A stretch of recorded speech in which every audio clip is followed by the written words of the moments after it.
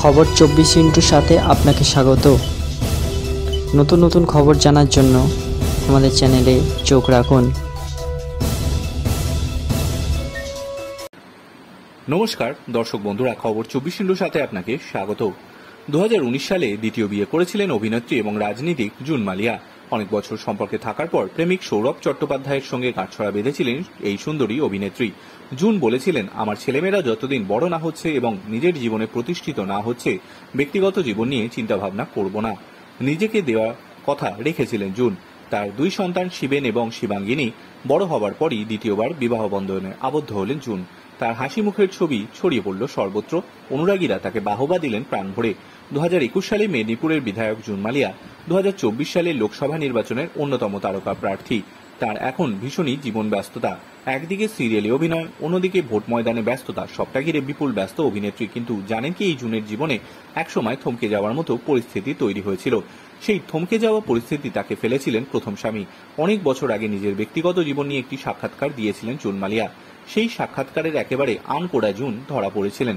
গায়ক, অভিনেতা, পরিচালক অঞ্জন দত্তকে দেওয়া সাক্ষাৎকারে জুন জানিয়েছিলেন, সেলিব্রিটি জুনকে অনেকেই হয়তো চেনেন, কিন্তু ব্যক্তি জুন অনেকটাই অধরা। সেই অধরা জুন বলেছিলেন কিছু কথা। কলকাতার নামকরা ইংলিশ মিডিয়াম স্কুলে মডার্ন হাইতে পড়তেন জুন মালিয়া। সেই সময় তিনি ছিলেন জুন দুবে। বাবা ছিলেন ব্যাংকার। অসম্ভব রক্ষণশীল পরিবারের মেয়ে ছিলেন জুন। কোথাও যাওয়ার অনুমতি ছিল না তার। বন্ধুদের বাড়িতেও তিনি যেতেন না। বন্ধুরাই আসতেন বাড়িতে। কোনো বন্ধুর বাড়িতে ডাক পড়লে বাড়ি থেকে তল্লাশি চালানোর মতো জিজ্ঞাসা করা হতো সেই বন্ধুর দাদা কিংবা ভাই আছে কিনা। ফলে নিজের জগতেই ব্যস্ত ছিল জুন। নাচ নিয়ে মেতে থাকতেন। তখন হতে চেয়েছিলেন বড় নৃত্যশিল্পী। এহেন জুন যখন হাই স্কুলে, জীবনে ঝড় তোলেন এক যুবক। দেহাদুনে মাসির বাড়িতে বেড়াতে গিয়ে মনটা ফসকে গেল। সেখানেই স্কুলের পড়ুয়া সঞ্জীব মালিয়ার সঙ্গে আলাপ হয় জুনের। তাকে প্রথম দেখেই প্রেমে পড়ে গিয়েছিলেন অভিনেত্রী, যদিও জুন পাত্তা পাননি। তার মাথা ভর্তি তেল এবং দুটি বিনুনিওয়ালা চেহারায় খুব একটা মোহিত হননি সঞ্জীব। জুনের ফোন এলেও নাকি ধরতেন না সঞ্জীব। বেশ কিছু বছর পর কলেজে পড়ার সময় কলকাতায় সঞ্জীবের সঙ্গে ফের দেখা জুনের চেহারা তখন অনেক পাল্টেছে। সেই পরিবর্তিত জুনের প্রেমে পড়েন সঞ্জীব এবং তাদের সম্পর্ক তৈরি হয়। অতি অল্প বয়সে 20 বছর বয়সেই জুনের বিয়ে হয়ে যায় তার সঙ্গে। প্রেম করতে বিয়ে প্রথমে মানতে চায়নি জুনের পরিবার, কিন্তু সঞ্জীবের পারিবারিক সচ্ছলতা দেখে রাজি হন জুনের অভিভাবকেরা। 22 বছর যেতে না যেতেই জুন মা হলেন। জন্ম হলো তার পুত্র শিবেনের। তার কন্যা শিবাঙ্গিনীর। জীবনটা একেবারে বাড়ি কেন্দ্রিক হয়ে গেল জুনের।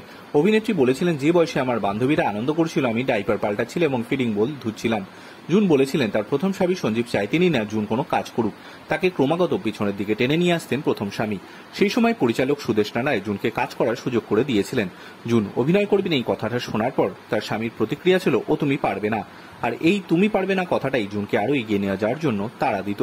জুন বলেছিলেন, আমার প্রথম স্বামীর ব্যাপারে বলছি বলে ভাববেন না সম্পর্ক নেই বলে নিন্দা করছি।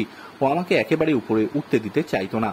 আমার সাফল্য সহ্য করতে পারত না। অভিনয় সাড়া পেতে শুরু করেছিলাম বলে আমাকে নানাভাবে বাধা দিত, কিন্তু আমি থামিনি।